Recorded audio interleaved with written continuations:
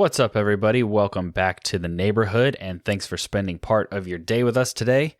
This episode is something we call the Neighborhood Watch.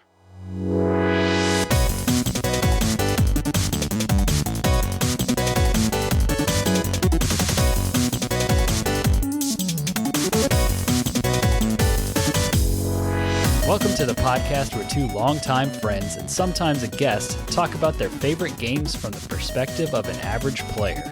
My name is Andrew Kimball. And I'm Dylan Wren, and we are your friendly neighborhood gamers.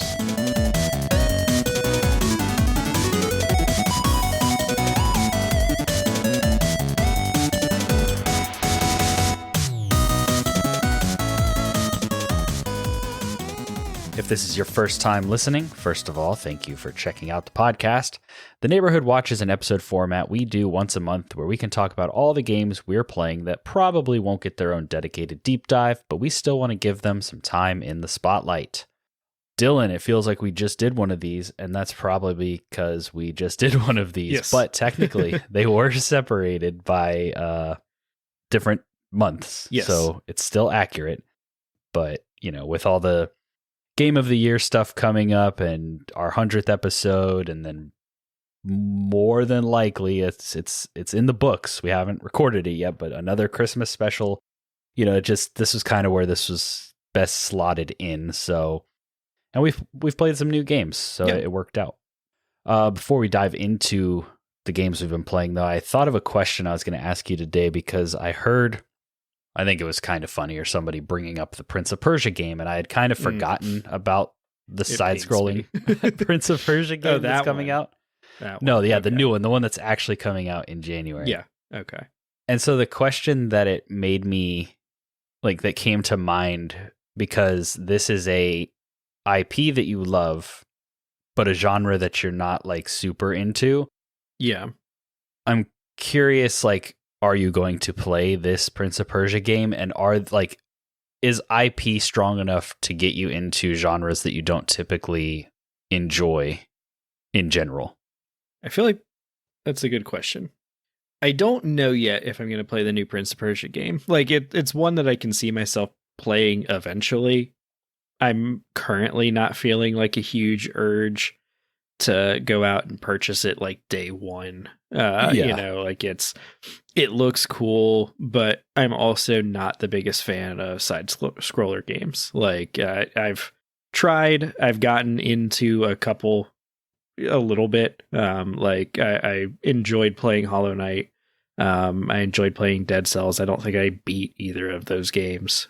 Right. But because it's just not a style that appeals to me a whole lot. So I don't in that regard. Maybe not. Maybe there's not an IP even an awesome Star Wars game or something. I don't know would get me into a side scrolly thing. That said, I feel like there definitely are IPs that I would give a look at for things that I wouldn't normally. I don't know. It's tough because I feel like there's a lot that I play anyway. There aren't too many types of games that I don't get into, I will say, I guess the biggest example I have is probably mobile games. Most mobile games I'm not necessarily going to check out because I'm not a huge mobile gamer. I don't hate mobile games or anything. It's just that is not my preferred way to play. And so I will check out though, if it's a Star Wars game or a Marvel game or a Warhammer game or something like that, a D&D game, things that I am interested enough in, I'm okay, let me check that out. Same with MOBAs. I'm not huge into MOBAs, but way back in the day, 360 era, I think there was a Lord of the Rings, The Hobbit MOBA. It might have been early, Xbox One. But I played that, and I had a lot of fun with that game. It's delisted. I don't think you can play it anymore, but that was kind of cool. And Heroes of the Storm, just because I'm a fan of a lot of Blizzard properties, I'll check out. But in terms of games, it's I will play shooter games. I will play RPGs. I will play action adventures, really 2D platformers is kind of the only one where I'm just like, I just don't particularly enjoy this game. Yeah, I feel like you would be almost the reverse, where it's like you would play a Pokemon game if it was more like Monster Hunter, or you would play like for you could be flip, like, because I was thinking about this question, and I think I'm probably more excited and more likely to play that Prince of Persia game closer to launch than you are. And for me, it's like there are certain genres like 2D action games, like The Last Faith recently came out, and that's a game that's sort of like Blasphemous meets Bloodborne. Yeah. And so I'll check that out. 2D action games aren't my number one genre, but I like them enough that I'll check that out. Whereas you mentioned MOBAs, and Smite has had some really cool properties like crossover with it, and has it been enough for me to actually like re-download that game and get into it? No, it has not. Like, they've had Avatar, they've had Slipknot, they've had, I mean, they have all sorts of crazy things that it's like, if I like this genre just a little bit more, I could see myself just keeping that game installed because of all the crazy stuff that's going on in it. But there are just some hard lines for me where it's like, I wish they were putting Avatar stuff in a game that I liked, but they didn't. So here we are. Yeah. Because it's one of those tough ones. Like, initially when you said that, I was like, yeah, like an IP would, like a Star Wars thing would pull me into just about anything. And then I was like, I don't know though. Like, I don't know that I would enjoy a Star Wars 2D side scroller. I don't know that I would enjoy a Star Wars, like 2D side scrollers to me, I think is where I'm hung up on. Like maybe like a point and click adventure game, sort of an old school, like Monkey Island sort of situation that I've never really played either. Like I could see that being a genre that I'm probably never going to touch. But if they made like a Star Wars version or something like that, I'd be like, maybe I'll check this out, especially if it's on console or something, you know? How did you feel about Squadrons? Because that's one for me where it's like, I don't really want to fly around in the cockpit of a ship. I've never played that game because the draw just isn't there. That genre is not that enticing to me. Yeah, I mean, it's not a main genre that I play by any means, but I played a lot of like Star Wars X-Wing and TIE Fighter like growing up on PC. When we didn't know any better. Yeah. I also played a decent chunk of like Elite Dangerous and like some other sort of more flight based, like the dog fighting is fun in Star Wars to me. Like I played a lot of Battlefront 2 and it really enjoyed sort of the space missions and things that you can do in that game. Squadrons was good. I had fun with it. Once you finish the story, it was kind of like, oh, okay. I don't really want to get into the multiplayer version of this. So, oh yeah. Like, what would it take for like Battlefield to get you in? I'm not a big Battlefield fan, but Star Wars Battlefront, which is essentially just Battlefield but Star Wars, was enough to get me in. Like, what would Battlefield have to do to get you in? Or, I mean, granted, Marvel Snap is sitting right there in our face. You are not a mobile gamer. You are not a card gamer. That was enough to get you in. So, yeah, it was. I mean, that was a mix of the IP, but also the mechanics just worked for me. And I think that's Battlefield's main problem. Yeah, I've wanted to like Battlefield, but it's just the run, immediately die. And then when I see somebody and shoot at them, I feel like the shooting just feels bad. The hits feel bad. It doesn't feel like when I shoot somebody in Call of Duty, there's just kind of like a satisfying, maybe it's the time to kill just feels better. I don't know. But I just feel like Battlefield wastes my time unless I really want to be like super sweaty with it. And that's what they need to fix. Because genre wise, and I like conceptually sounds really cool. Being able to utilize tanks and jets and whatever else, or equip yourself to be able to combat those things just as a soldier.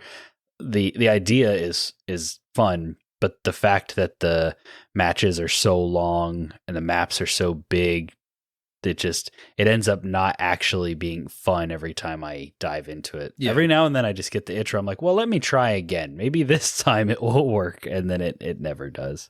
Yeah. Yeah. Cause I was going to say too, like for me, like there's like Lovecraftian, I feel like is also one that like sucks me in. Like I will play a solid like 60 score like C tier game just because it's got some Lovecraftian themes in it. Yeah. Like that's maybe the one that's the best example I can think of like, hey, here's like a walking simulator-y type game, but it's got like a Lovecraftian story. So I'm like, all right, well, I'll check that out. JRPGs maybe is another one. Like the only JRPGs that I can think of that I really got into until recently with Persona was that Lord of the Rings Third Age game from back when we were kids. Yeah, when you say JRPG, do you mean like a turn-based RPG? I guess turn-based RPG. Yeah. Yeah. That's a good one. For me, I just get like the itch for those every once in a while, and then I play one and I'm like, all right, I'm good for a bit, you know? Yeah. Usually it's all the other stuff around JRPGs and turn-based games that I'm like, this can get exhausting. It's not usually the combat, but yeah. Yeah, I thought that was an interesting kind of rabbit to chase, and we didn't really solve anything, but it is fun to think about. And I don't think that every genre needs to be for every person, but I just thought it was interesting. Like, what would it take? You know, what are the things that kind of make us expand out of our comfort zone? And sometimes it does click. Like, I mean, for me with Souls-likes, Bloodborne was that catalyst, and then I discovered a whole new genre that I really enjoy. So, yeah, like Hades was not a type of game that I would normally have played, but the sort of like Greek mythology roguelike part of it was enough to like get me to try it out and then be like, oh, this is pretty cool. Yeah, that's a good example too. Nice. Well, let's go ahead and roll into our main topic for this episode.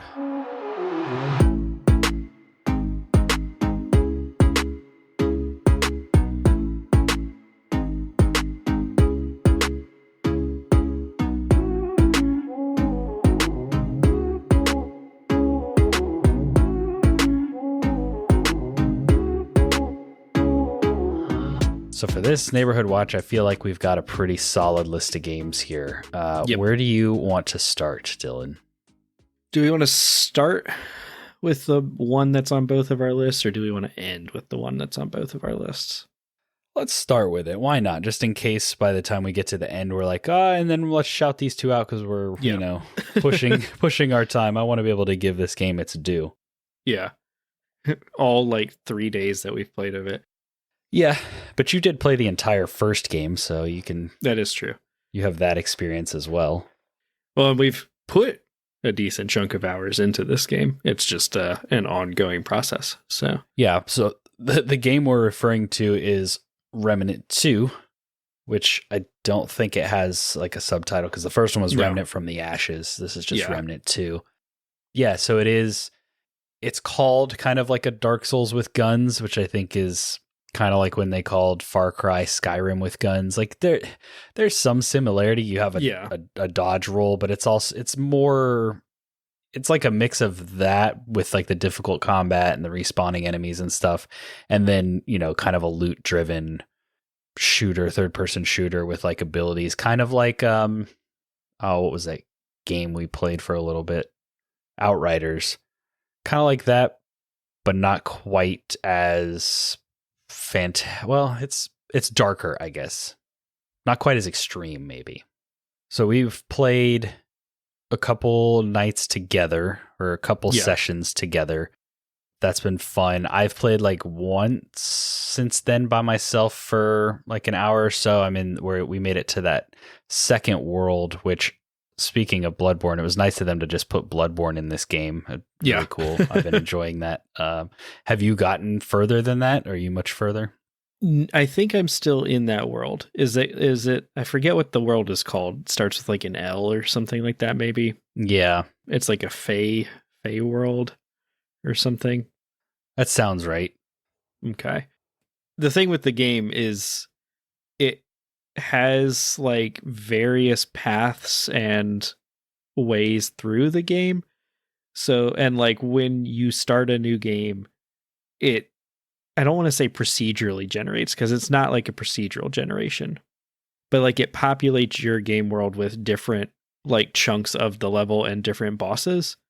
And so where Andrew started, like, because we were playing co-op when we got to his world, is not a place that I have seen. Like, I haven't seen that specific part of that level. So I think it's the same level because the architecture looked similar, but I could be completely wrong. Because we both are at the point where you can kind of go through a bunch of different gates, and I don't know if they all lead to the same next zone or if it's like it is more open, you know? Well, I'm looking at the Wikipedia page for the game, and it says, while the first game features procedural generation by changing a level's layout and enemy spawn points, it has been significantly expanded in Remnant 2. According to Gunfire Games, enemy types, the aesthetic of a region, boss characters, and non-playable characters, and the game's storyline and quests are also randomly generated. Yeah. So players can play through the entire game. So, okay, that's just talking about multiplayer. So yeah, they took that concept of just kind of having random levels and they just blew it out to the whole game. Yeah. Yeah. Because I am in Loathsome.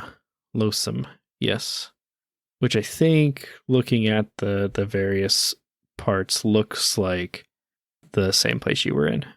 So yeah, it's kind of like it reminds me sort of Bloodborne in that kind of like run down gothic Bloodborne, Dark Souls 3 kind of aesthetic. Yeah.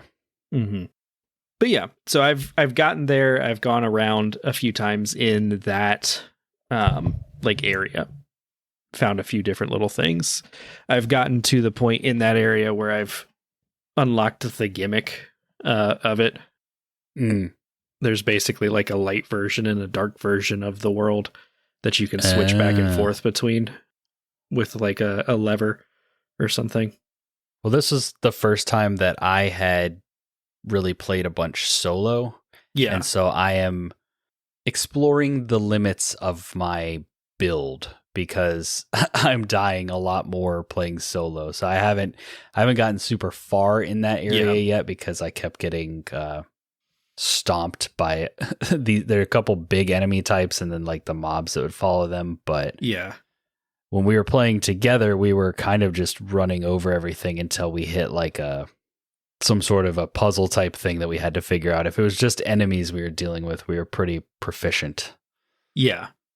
And that's, from what I remember from the first game, that's a lot of the first game too, where it's like, okay, you're running around, like you're getting through the levels, mostly just trying to get to the boss though. There will be occasions where like the level is just the enemies it throws at you, or they have like sort of mini bosses or elites or whatever. Sometimes some of those can be kind of rough. Like I was in the labyrinth part, the big like shifting stone part of the game, and there's one specific enemy in that area that is just the bane of my existence. It's like a giant tripod thing with like a circle on top you have to shoot, and it shoots shockwaves at you. And it sucks. Yes, I hate it. So but it's like I've really been enjoying what we've played so far. Yeah, that was going to be my next question, because we've kind of described like what the game is, but how you feeling about it? Yeah, it's really good. I am glad that it was on sale for Black Friday, because like it is it's one that, even though I enjoyed Remnant 1, for some reason it was still on my like I'm going to pick this up on sale. And really I should, like, it's good enough that I feel like I would have been satisfied had I picked it up full price too, Yeah. I mean, to be fair too, it's also not like a full price game. Like it's not $70. It's like it is still a full priced game, but it's occupying sort of that like AA space where it's like, yeah, like it's a good game and we're also not going to charge you $70 for it. So yeah, I remember playing the first one and not finishing it, but then seeing all the stuff coming out for Remnant 2 and being like, wow, this really seems like they're stepping it up a notch. And probably any other year than this year I would have bought it sooner, because it's been on the back of my mind all year long of Right. like, I'm going to pick that up eventually. I'm going to play it. I want to play it, but it had so much competition this year that it was easy to push to the back burner. Yeah. But yeah, I'm very glad that we picked it up. I've also been having a lot of fun with it. It's one of those where I think I could. It's just as fun to me, if not a little bit more difficult solo. A lot of times when these like kind of looter games or whatever, I don't have fun unless I'm playing with friends. Yeah. But this one, maybe the soulsiness of it, or the setting, the fact that I can feel that Darksiders DNA running through its veins, it's like it has some sort of it factor that keeps me wanting to come back, even if like you're not online or whatever. I'm still having a good time. Yeah. Well, and just I love, like, to me, exploring in this game feels rewarding. Yeah. And not necessarily like every nook and cranny of the level, because like there is a lot of the level that is kind of just like, you might find some extra like money or something, like it's not right. But there's a lot of just kind of like going into all the little side dungeons and figuring them out. I was playing up through the part that you and I played through co-op, like the first world. I don't know that I hit any of the dungeons that you did, at least that we shared like in co-op. Right. And like, I don't know that I really fought a boss in like any of my side dungeons. I think most of my side dungeons were like, there was one that was like a tomb that I had to go through, and it had like a bunch of traps, and it had like an Indiana Jones invisible bridge like section. And like all of this kind of stuff, and like some invisible like, or some illusory walls and stuff in it. And so wandering through that and figuring that out was really cool. Yeah. And even just like, so I looked this up because I got a random achievement for it that said like I got an alternate like weapon or something like that from a boss.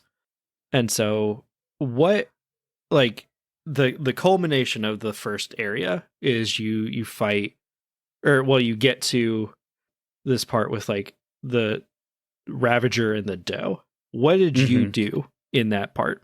Like when the Ravager is talking to you, and it like presents you with the choice to like kill the doe, or so. What did you do in that? I healed it. Okay, so I turned around and shot the wolf.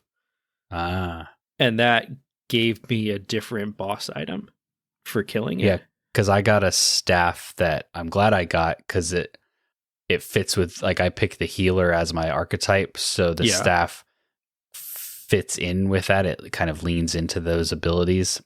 So yeah, that's interesting. I thought that there was, like, I could tell there was another option of, obviously they wanted you to think you could kill the deer or heal. Actually, when I walked up to it and saw the heal prompt, I wasn't expecting to see that. I thought it was going to be either like shoot at the deer or shoot at the wolf. So when I saw the heal prompt, I was like, oh, that's interesting. I'll choose that path. Yeah. Yeah, I think, because I looked it up, and I think there were maybe like 4 or 5 different options of what you could do there. Wow. Like I think you can just shoot the deer.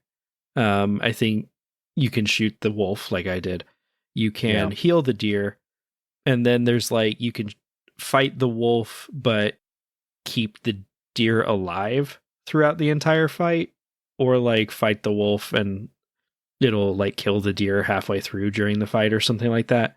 And so I think it gives you like, there's potentially like 4 or 5 different boss souls that you can get from it. And that equates to like a bunch of different like boss items that you can then build afterwards, which I just thought was really cool, because it's like, you know, one of those things where it's like a lot of people aren't probably going to see like that content, but it's like a completely different sort of narrative and story of like what you were doing, which I just thought was pretty cool. I also am a fan of the gun that I got from it, because it is like a little machine gun that applies bleed to things, which seems good. And like I've swapped my build up a little bit so that when I'm standing near things that are bleeding, I am getting healed. So it's been nice for survival. Yeah, synergies. We're always looking for synergies in this game. Speaking of the exploration, I feel like you're always getting stuff that feels like it matters, or the ability to upgrade your stuff to make it feel more like it matters at a really good pace. Like, I don't feel like I'm ever having to go grind or rerun dungeons. And granted, we're really early on still. We're just playing through like the story content. I don't really know what end game for this game looks like, but yeah, I've been very satisfied just going through at like a natural pace, and what I've been getting and the level up materials that I've gotten and all that kind of stuff. I feel like it's handed out at a really satisfying rate. Yeah. And I played Remnant, the first game, earlier this year. And so now that so I'm not remembering it perfectly, but they've made a lot of like little quality of life upgrades, I feel like. So for example, you can downgrade items that you've upgraded to get like materials and stuff back, which is nice. So that is kind of a cool way to do it, because like in a From Software game or something, it's like, okay, I'm going to upgrade this. And it's like, oh, I've poured all of my, souls and upgrade materials, and it's limited in number of how many of those you get per playthrough. And so it's like, well, like I only have enough to get like 1 or 2 weapons per playthrough to their max level. And so being able to, if you unlock a really cool weapon towards the end of the game, you don't have to start a whole new playthrough necessarily. Like you can just downgrade something and put all the points into that one, which I think is pretty neat. They've also taken off like in the first game, the armors had abilities and stuff tied to them, or powers. And so they've taken that away, and they've like put it more tied to like your classes and stuff, which you can also just kind of change on the fly. But it means you can kind of just wear whatever armor that you want to wear, which is nice, rather than having to like wear the armor you are not as big of a fan of, because it is actually better for your build. So yeah, it's a good time. You think it's going to make it to your game of the year list?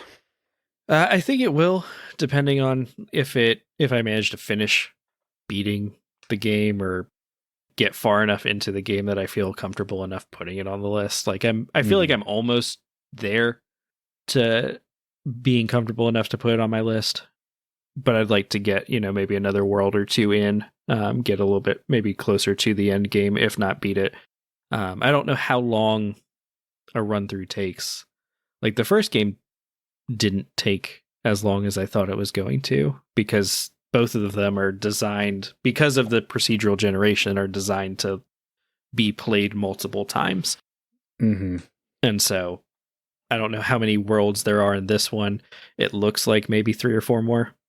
Yeah, based on the like fast travel map. Yeah, exactly. Yeah. So I feel like it'll end up there. What about you? Same. I think the more I play it, it could definitely earn a spot. Currently, it's probably floating around in that like 11 to 12, range, where it's like it's good. And if we were doing top 20 for sure, or top whatever, but it's like I haven't played enough to justify bumping something else off that maybe I beat this year or whatever. So, but I am really enjoying it. It's one of 2 games that I'm actively playing and like itching to go back to when I'm not playing video games. Nice. What is the other game? The other game is Evil West. Ah. It's another game that was on sale for Black Friday, Cyber Deals, whatever they called it. And the idea behind the game is really simple. Like the story of it is you are a vampire / other creature hunter in the Wild West. And so it's kind of this Western, but with a little bit of that kind of like Tesla tech, like electricity things happening. And the the characters, there's not really a single character that I like in this game. There's not really a story that I really care about at all. It's very paper thin. Yeah. But it's that perfect AA just fun video game. It's essentially kind of like a God of War. It plays a lot like the modern God of War games, except instead of using an axe and whatever else, you're using a rifle, a pistol, a shotgun.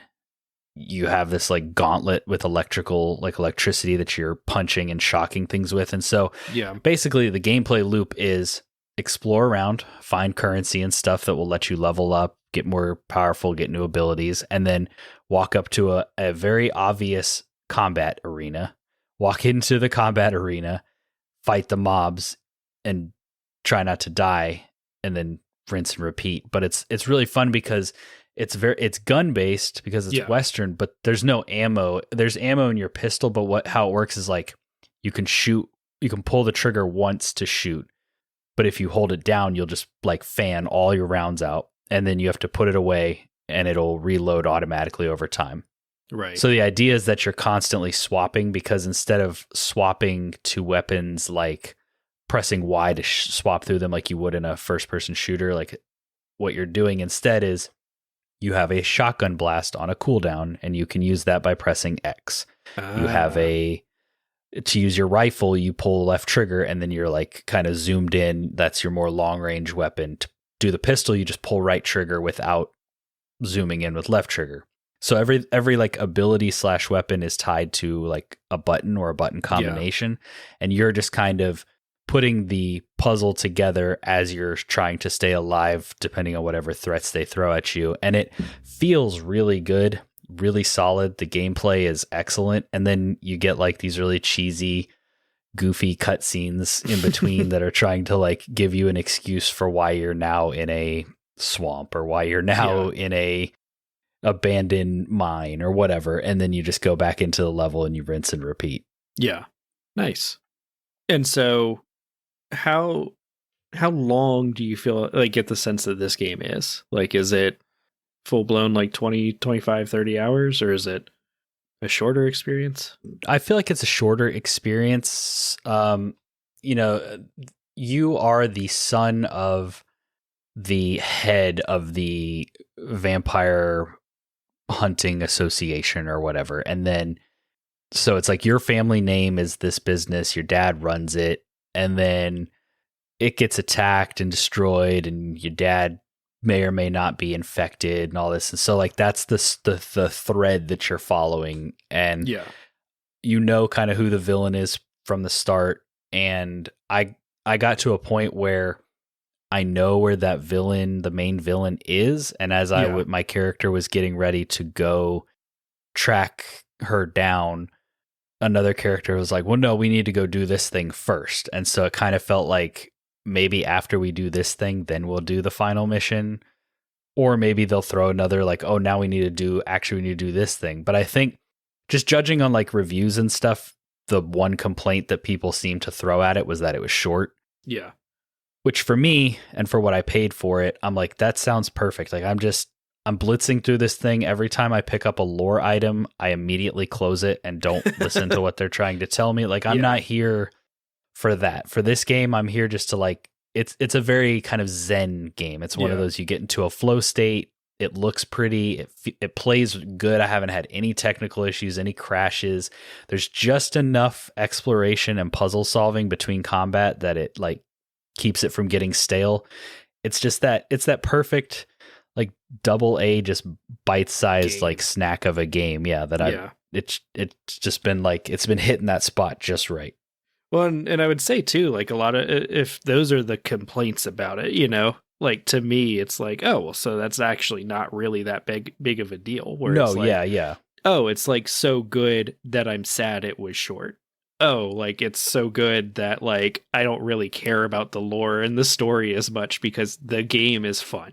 Like exactly, and like a lot of the people are saying what I'm saying is like it's scratching that kind of Xbox 360 itch that we have of when games were just games. And then it's like, yeah, but it is a little on the shorter side. And that's kind of the general consensus of it.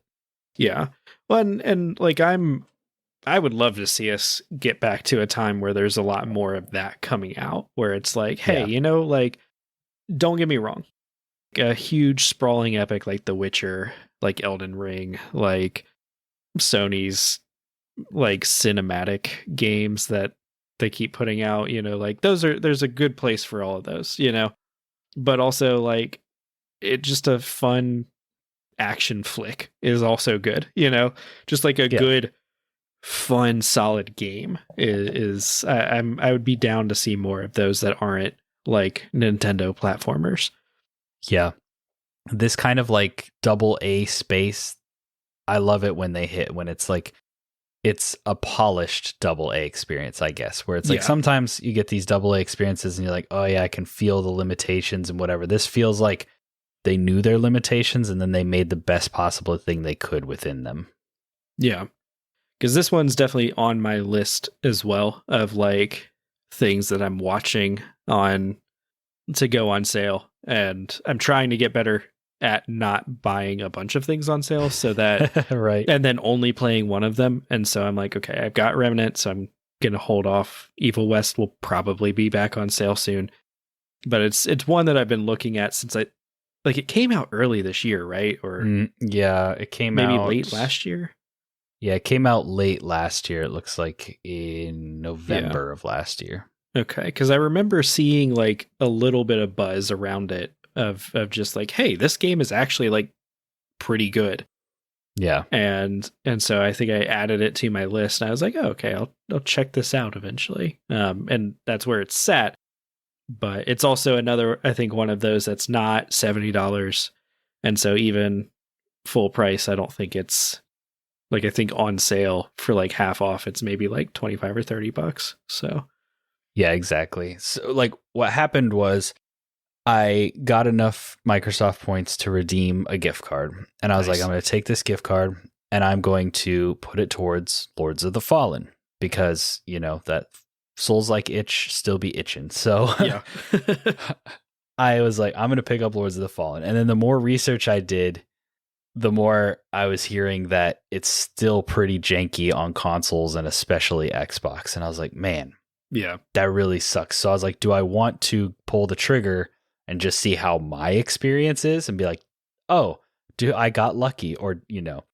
So I was like, no, well, let me kind of look around. I looked at my wish list and I saw that both Remnant and Evil West were on sale together for, you know, about what I would pay just for Lords of the Fallen. Yeah. And I was like, well, I want to play both of those games too. So why don't I pick them up and then I'll wait and get Lords of the Fallen down the road when hopefully they can iron out these technical issues on console. Yeah.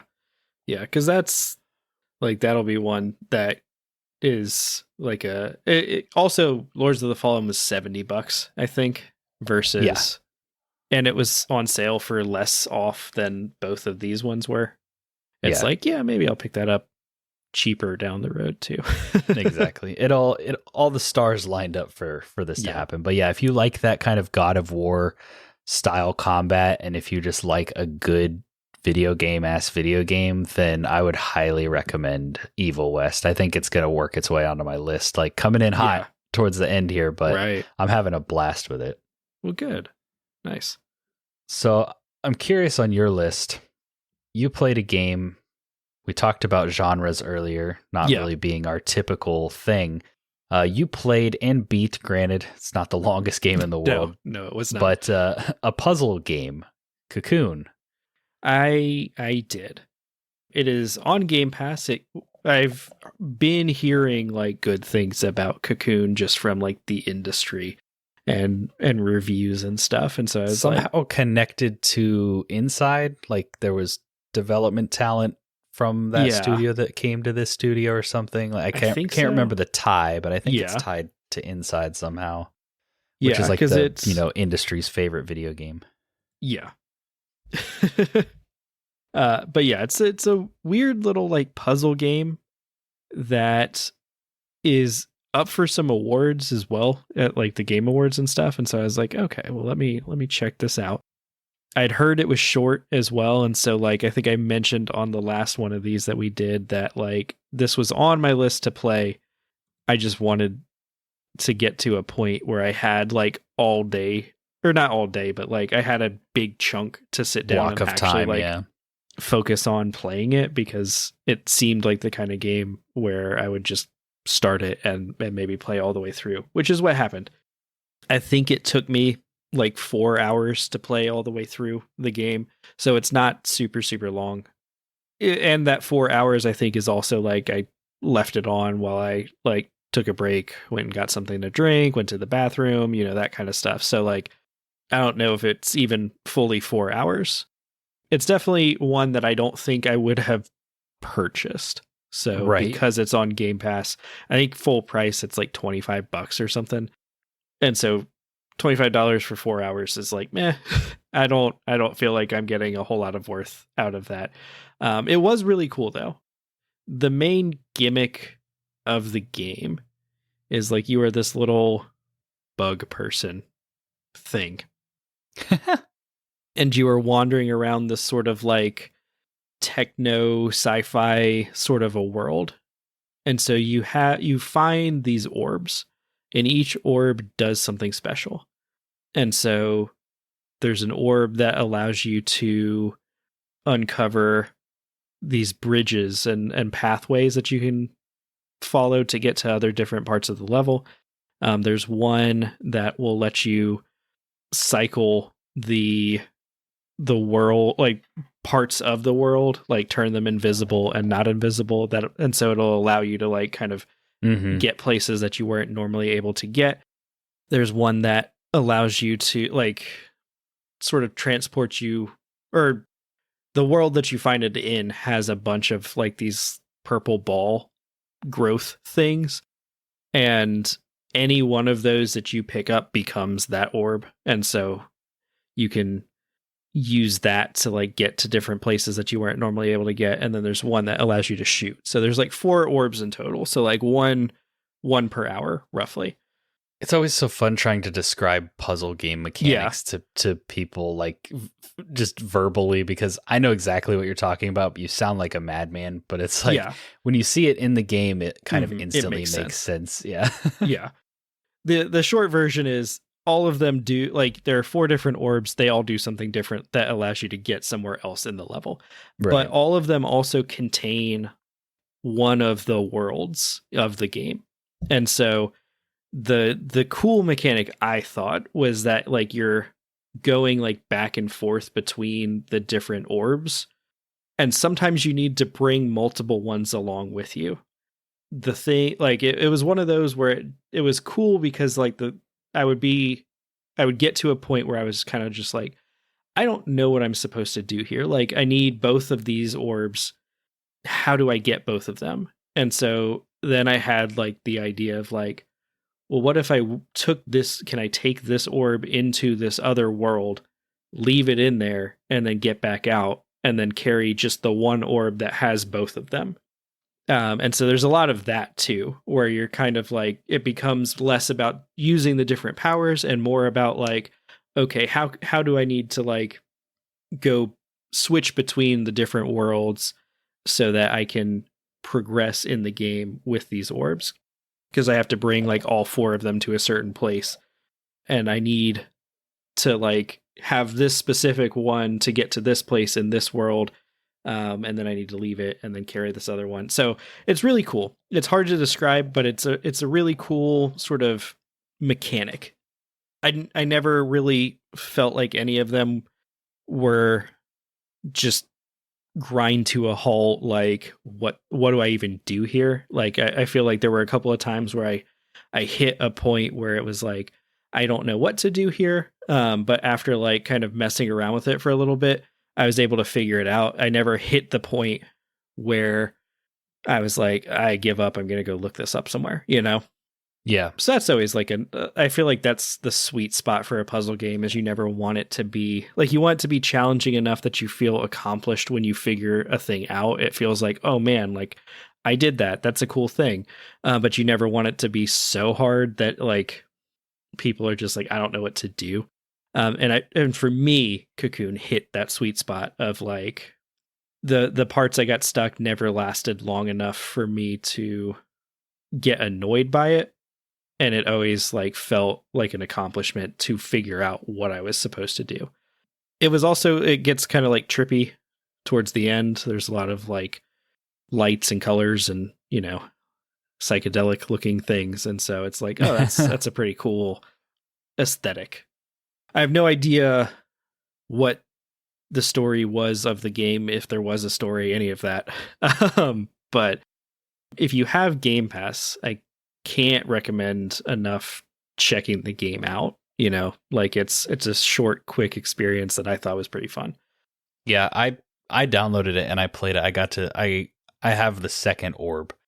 And so I was having a decent time. I just don't think I was really in the mood for this kind of game. I played it similar to you because I had heard it was short. I had heard everybody talk about how great it was. I was like, well, let me try it, see if it like clicks and hits and could work its way onto my list this year. But I feel like it's one of those games where I'll be craving something that's just really simple presentation wise, but you know, like you said, a good puzzle game.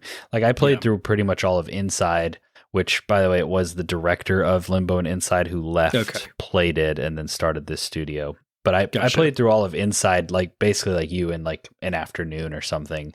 And it just hit because that vibe was just what I was in the mood for. So I feel like this could definitely hit that. It wasn't that I disliked it.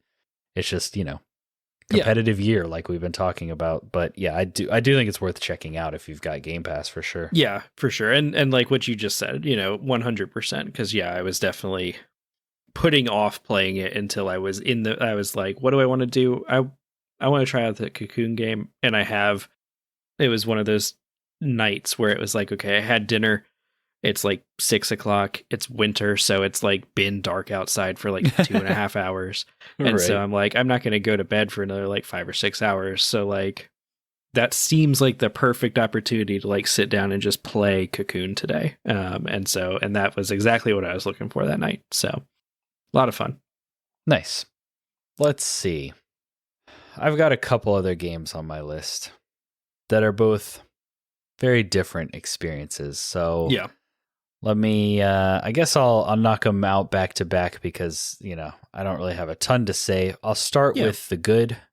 I finished Phantom Liberty, the DLC for Cyberpunk 2077. And I also went through the main game and did the ending that you can unlock by playing Phantom Liberty.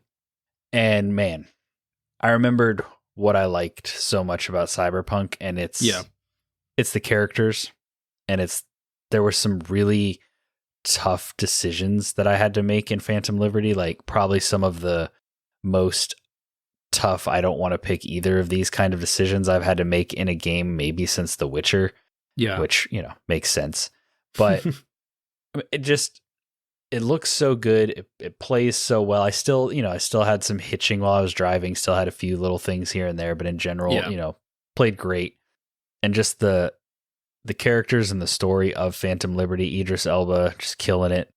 And I had a really good time with it. And I think that we're going to probably try to do like a deeper dive into Cyberpunk on the show, give it its full due, because it's a big game. It deserves it. It's kind of had a bit of a revival recently, but I did want to throw out that like, if you haven't played Cyberpunk, now is a great time to do that.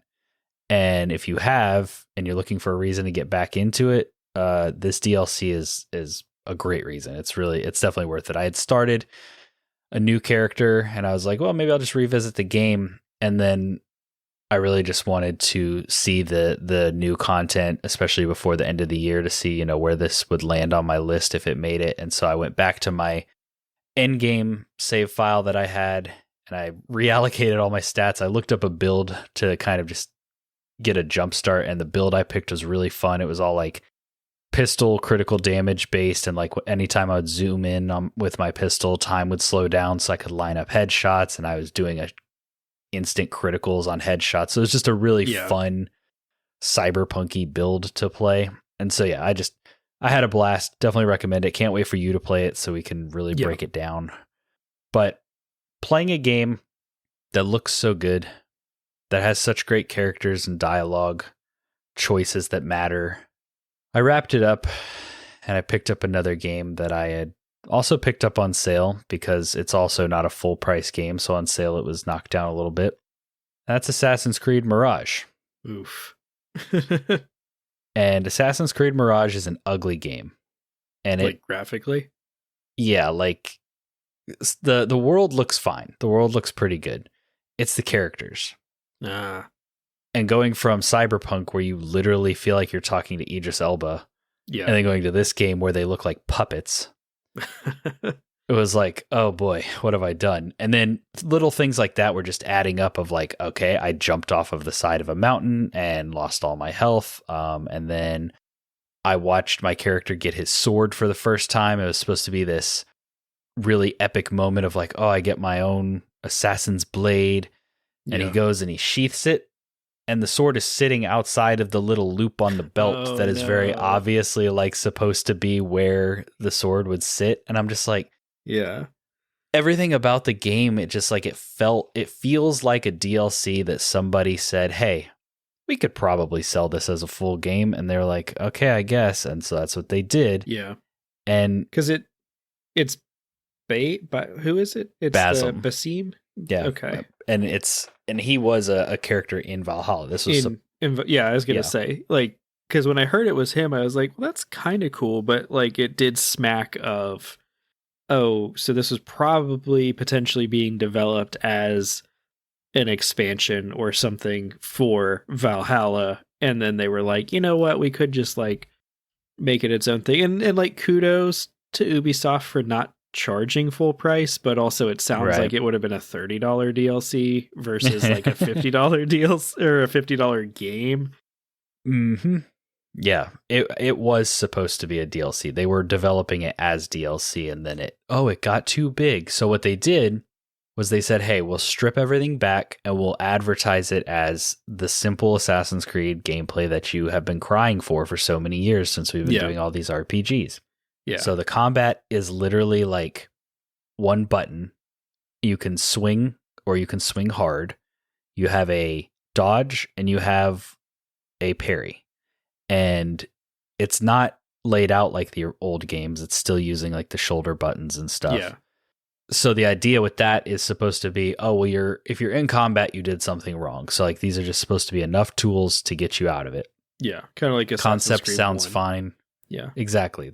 The concept sounds fine, but what I played, and granted, I'm not that far into this game, but I was like, I'm not having fun. I don't want to just push through this. Maybe I'll hit the point where I'm in the mood more for this, and I'll have slightly more positive things to say about it, but still, I feel like, I don't know if it will, it will never reach the heights.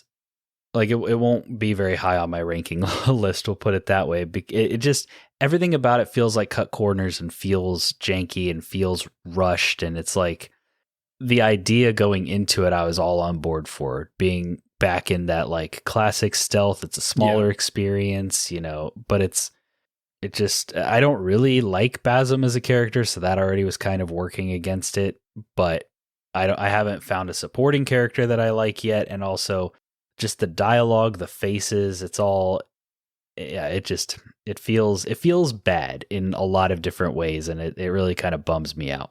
Yeah.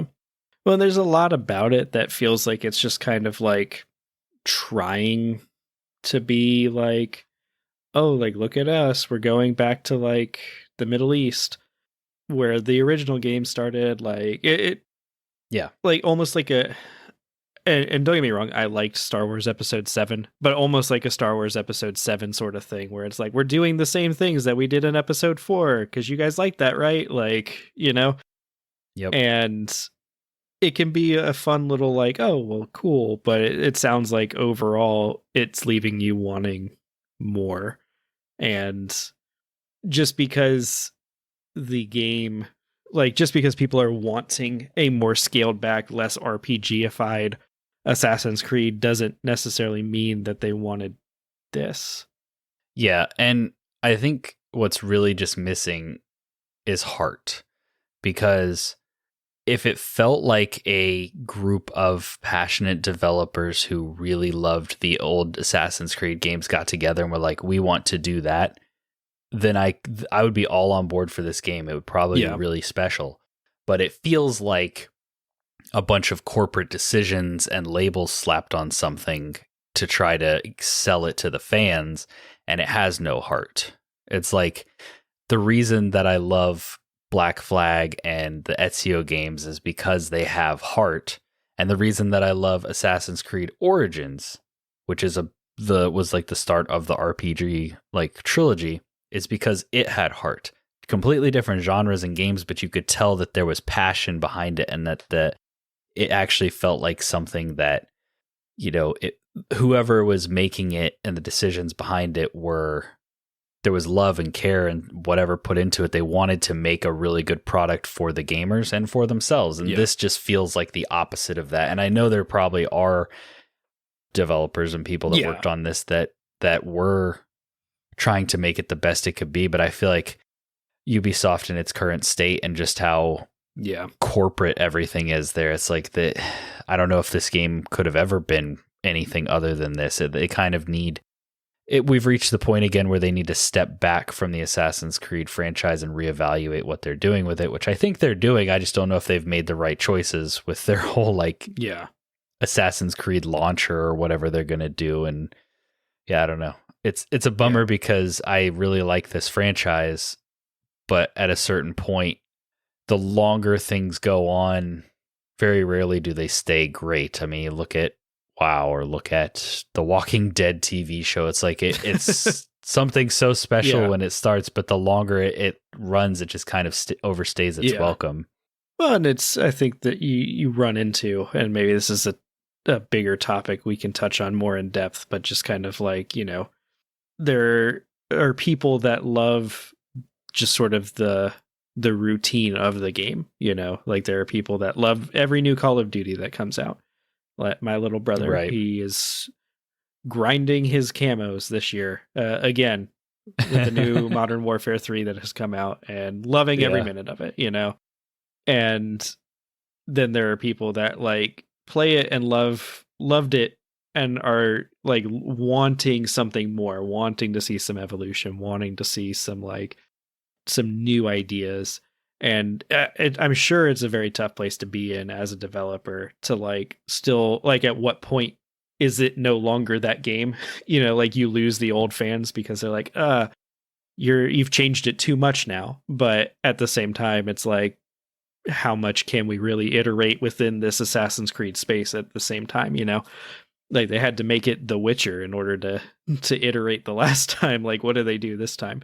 But like you said, there's a lot of just kind of like, maybe we stop making Assassin's Creed games. Like we let it go. We don't always need sequels. We don't need a proven IP. We can experiment a little bit. We can maybe go back to Prince of Persia, which is where Assassin's Creed came from originally, you know, like, I don't know. Yeah. The problem is money, obviously. Like Assassin's Creed is just like one of their biggest franchises, and they just can't, as a company, let that go. But like going back to like the heart of it again, just I'm a fan of the whole story. I like how the modern stuff ties in, and Basim as a character, he is the perfect example of the weird sci-fi nonsense that they like to do in this universe. This game drops you in just as young Basim. Yeah. There's no real world explanation. You're not playing a real world character unless they're like about to pull me out of the Animus and I'm about to see that part or whatever. But whether you like that part of the franchise or not, like that is kind of the weird, silly, janky, soul of it. And so to just not even really have that in this game, it felt like, oh, this is like, there's just all those kind of little things I was noticing as I was playing that I was just like, this is like a shell. Because were there other Assassin's Creed games where there wasn't a real world element? Was it just did the French Revolution one have a real world component? Yeah, it was really light and stupid. It was you as the player were being like inducted by Sean and what's her face and everything, and they're like, you're one of us now, we need you to do it. And so they had that, and then of course the Black Flag and those, you were like an Abstergo employee making movies. So like they've always had, even if it was just like a really quick like, hey, here's what you're doing in the real world, they've always had something to remind you that they have this weird modern because that's stuff. like the through line of all of them is exactly like you were going back in time. Because my dad watched the Assassin's Creed movie. Oh, lucky him. Yeah. And he was like, because the games aren't like that, right? And they're not like in the real world getting plugged into a machine, living other people's lives or whatever. And I'm like, yep, nope, that is the game. That is what it is. And he's like, huh, interesting. Yeah. Now, were you lucky enough to be one of the few people that had like the advertisements being tested in their Assassin's Creed game? Like when you would boot it up or whatever, or go to like a menu, there would be like a little ad that would pop up for like 3 seconds or whatever. That's been a news story that I've seen this past week, where apparently Mirage has been serving ads to a few people. And everybody's like, is Ubisoft like putting ads in their games? That's crazy. So like what I haven't, like the only ads I've seen are just like the, Ubisoft store, check out the whatever. I haven't seen like order your Quip toothbrush today. There was some sort of in-game ad. Oh, I guess it was Assassin's Creed Odyssey.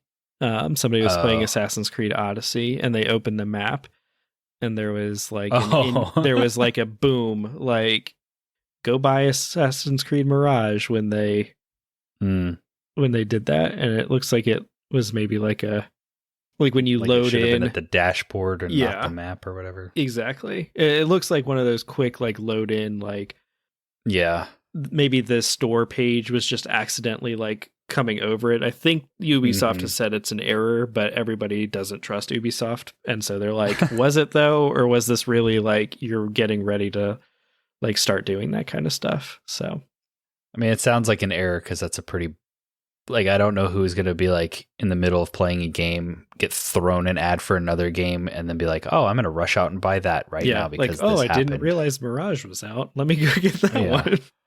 Yeah, no, I haven't had anything that unfortunate happen, but I think I probably will play this game all the way through. Yeah. Because I'm a fan of the franchise. I want to see, maybe it gets better, maybe it goes somewhere, maybe they do tease some real world stuff, but I don't have high hopes, and it's just kind of a bummer. So maybe you have something that you can wrap this episode up with that's a little bit more happy. Sure. The first one I'll just briefly touch on is a little game called Dungeons 4. Now, did you play Dungeons 1 through 3? I have played Dungeons 2 and 3. Oh, okay. I don't know that this, or maybe I have and don't realize it.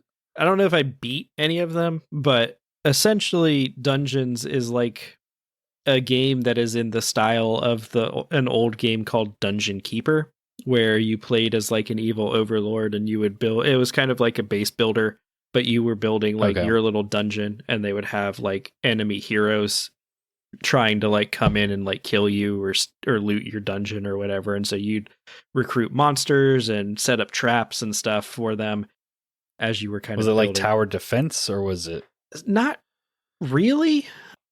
Gotcha. It was kind of, I'm trying to think. Did you ever play the old Lego Rock Raiders game? Yes. It was but like it's been that. A long time. It was like that. So that's a deep cut that may only make sense to you and no one else, but it was like that. It'll make sense to Caleb if he listens, because I played it at his house. Yeah. But yeah, it's kind of like you start off and it's all like rock, and then you're like carving out like little caves and building stuff in them. And so I played like Dungeons 2 on the computer. I think Dungeons 3 was on Xbox, and then Dungeons 4 just came to Game Pass. So I loaded it up, and so I was like, oh, I'll check this out. It's not the best way to play it because it is kind of like a base builder on console, and like the controls are fine, but like that's always probably going to feel better with a mouse and keyboard. Mouse, yeah. But it's got sort of that like Fable aesthetic and Fable vibe where okay. there's a British narrator who's like kind of a sarcastic, cocky guy, and like he's telling the story about like this dark elf and like her stepbrother who has kidnapped her because she's evil and he's good, and like he keeps making the same like heroic speech every single level, and and like they're both giving him a bunch of crap because he hasn't changed up his speech as he continues to send his minions to keep dying for him or whatever. So there's a lot of just kind of like goofy, like corny, like dialogue in the game. Yeah.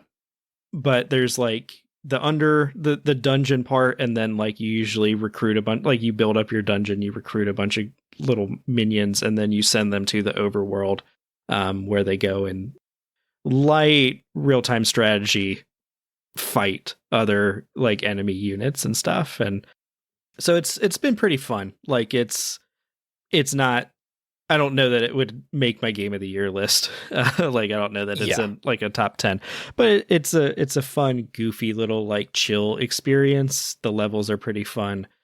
I am happy with how it plays on like with a controller, and I'm enjoying having it for free through Game Pass. So it is what it is. I'm not like super far into it. I think I've played like 3 or 4 missions, but it's maybe worth checking out if any of what I have described is interesting to you, you know? Well, based on a very low amount of reviews and ratings, it has a 76 critic score on Metacritic. Exactly right. That sounds right where it should be. It has a 9 user score. Yeah.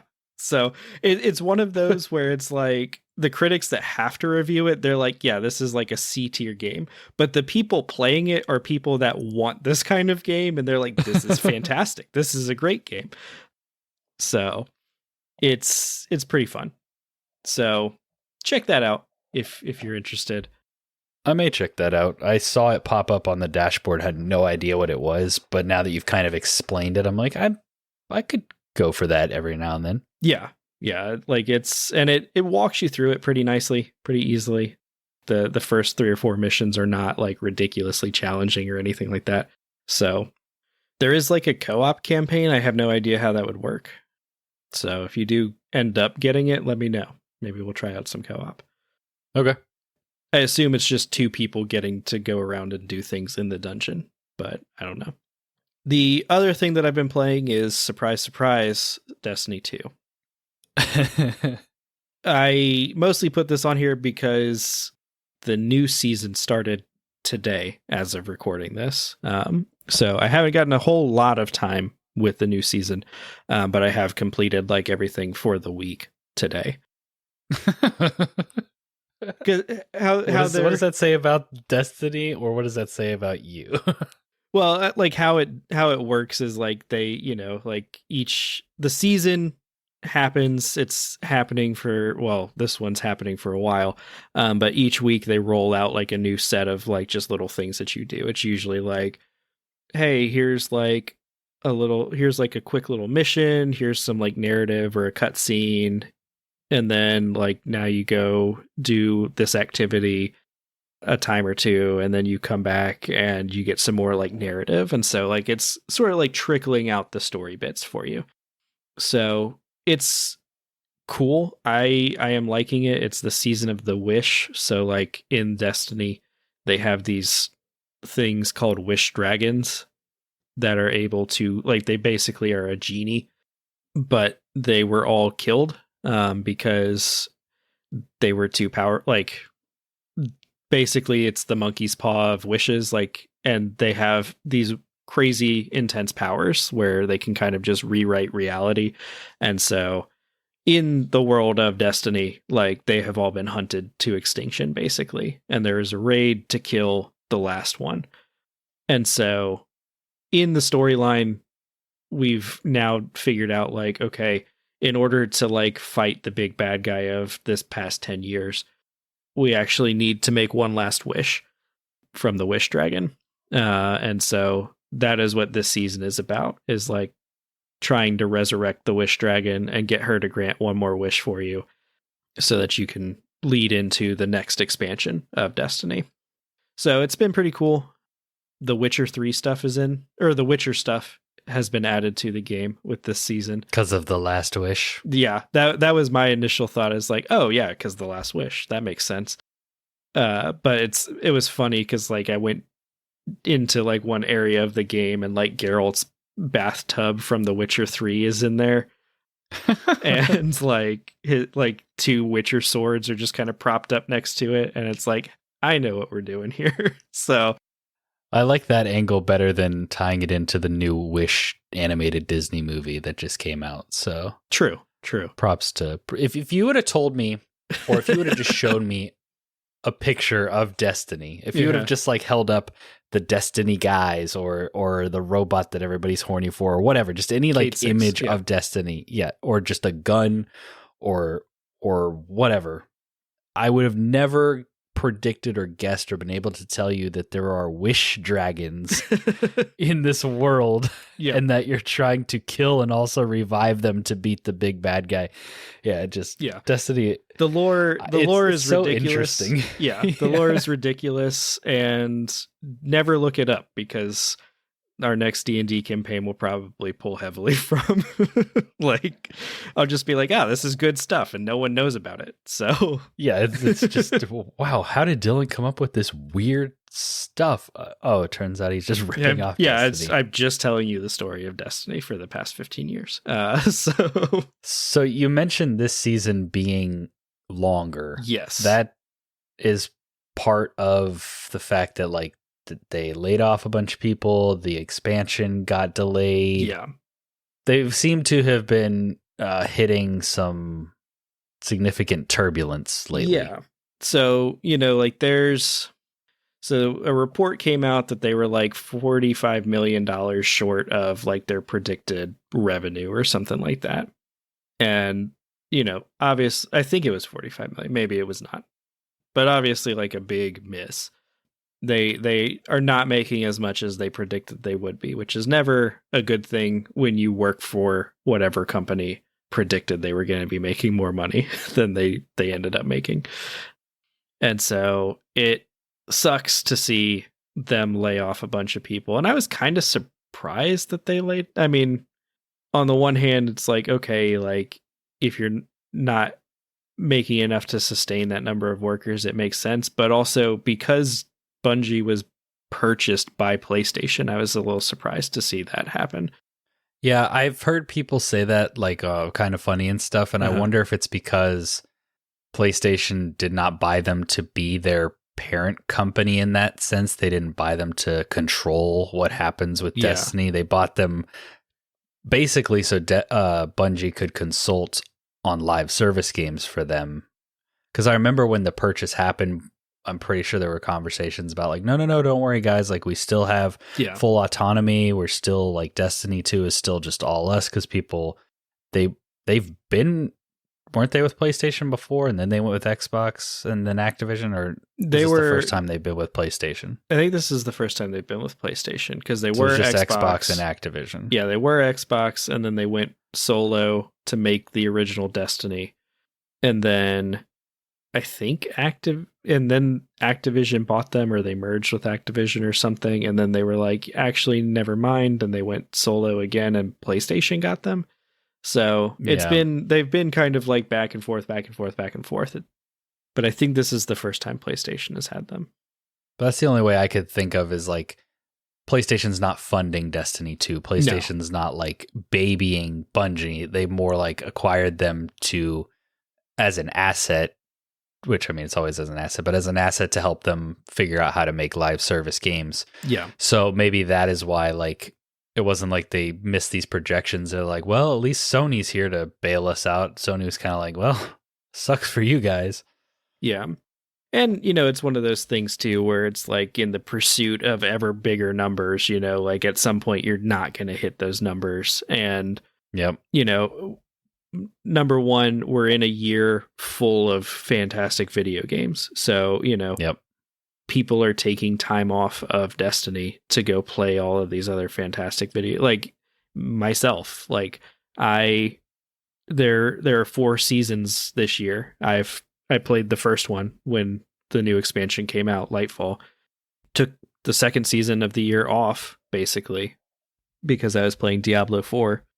Came back like halfway through the third season. So like I, took like a pretty extended break where I was still like hopping in occasionally, but I wasn't like playing it hardcore, Yeah.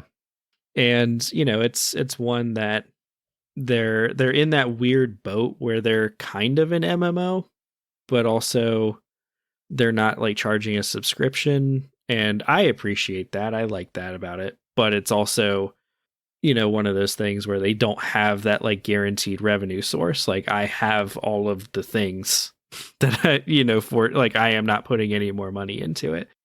And for me, I am not like enticed by, like the Witcher armors look cool.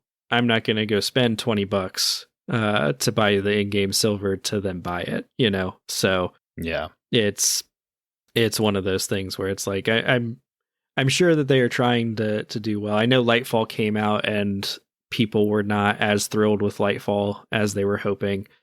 Some of the complaints are like, this is just Destiny 2. Like if you hate the game, stop complaining about it. Like just don't play it.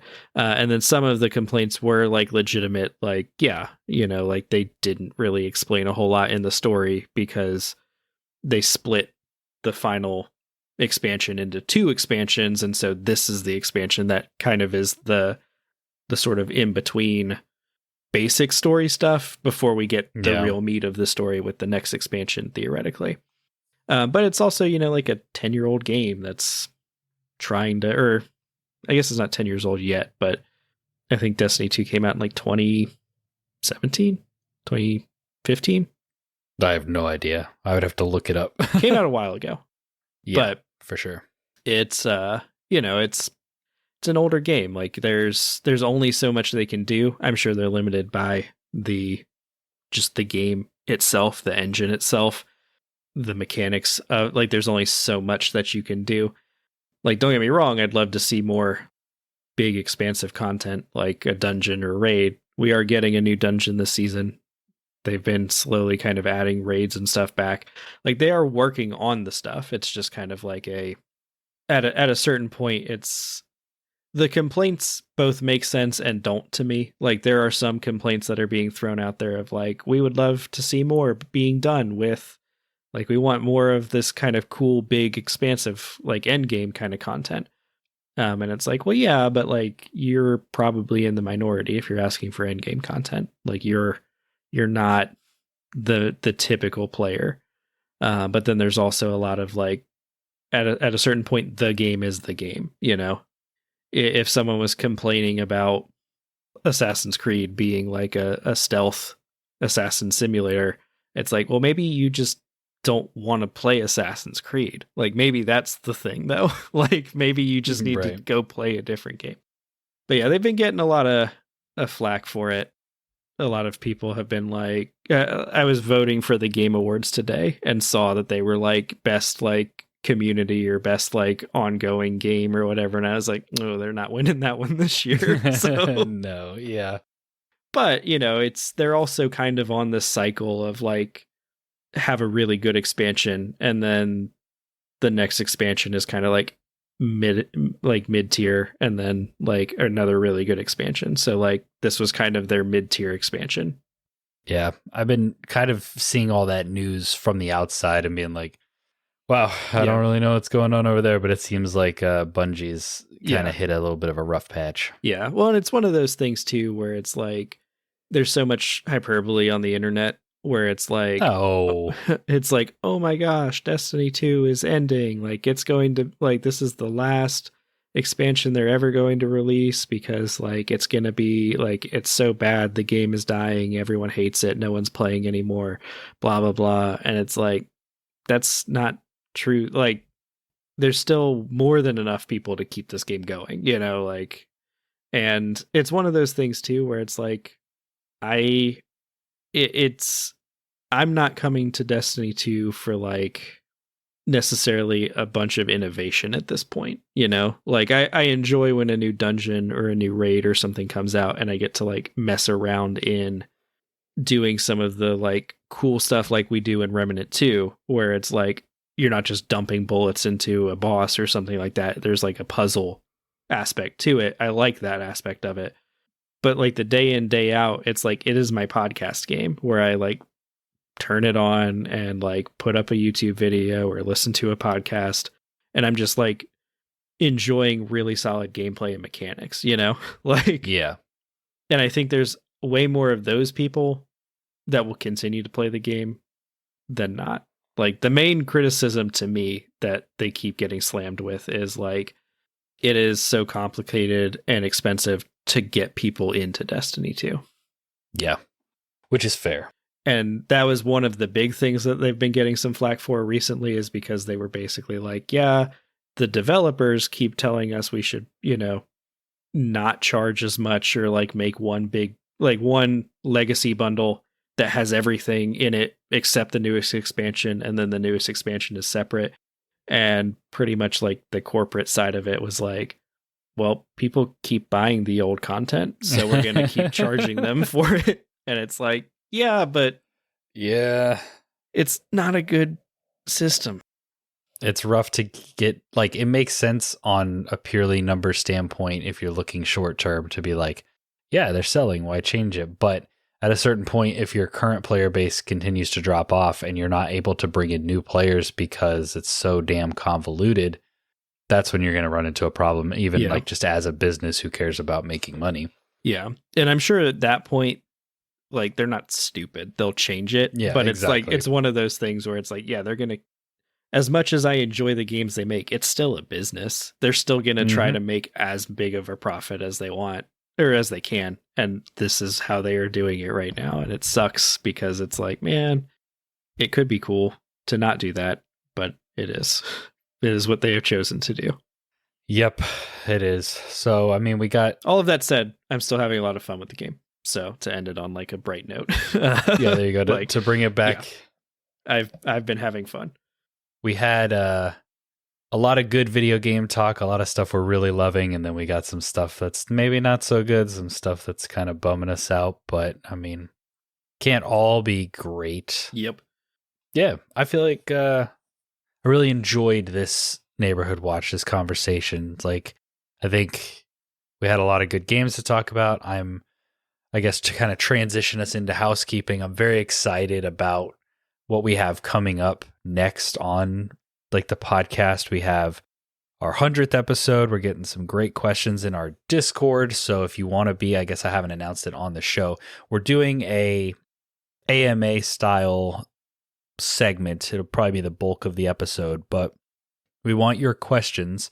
So we have a channel in our Discord server where you can ask us a question or as many questions as you feel like, and we will go over them on the episode. For our 100th episode, we're going to do a little bit of a look back, and then we're going to answer your questions. So if you want to be part of that, jump in our Discord, leave us a question, and be part of the 100th episode.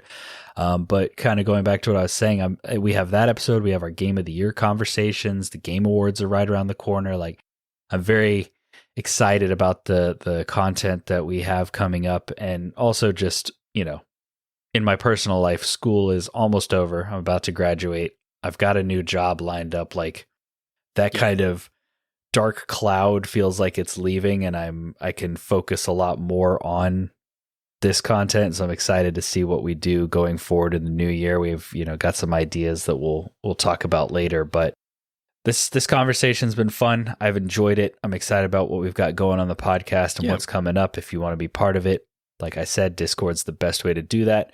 What about YouTube, Dylan? What's going on over on YouTube right now? For Discord too, I was going to say, we will be watching the Game Awards live and probably chatting about it in our Discord. We've got a channel for like Game Awards and Summer Games Fest and like all of those that we kind of like utilize every now and then throughout the year. So if you want to get in on the conversation around Game Awards, this will only matter if you listen to this episode the week it comes out, before Thursday. Yes. But you do have time to get into the Discord and check that out and be a part of that conversation. Good call. Yeah, for sure. Yeah. YouTube, we've got a new video coming out. I believe it's on Cocoon this week. So if my attempt at an explanation in an audio form only was a little rough, then maybe check that out and you can see what I am talking about, because I'm going to capture some gameplay that shows me doing the things in Cocoon. So check that out if you are interested in Cocoon, because I think it's a good game, and we're kind of tweaking a little bit of what we're doing on our YouTube to try to make it a little bit more targeted. And so we're talking about some Game Pass things. That's one of the things that we'll be doing. And so this will be an entry into like, hey, check this game out on Game Pass because it's actually pretty cool. I'm still workshopping the title of that one. The title. Yeah, we're still in the planning phases, but yeah. This has been a really fun episode of the Neighborhood Watch, other than when we talked about corporate Destiny and corporate Ubisoft. But outside of that, it's been a really good time. Thank you all so much for listening, and we will catch you on the next one.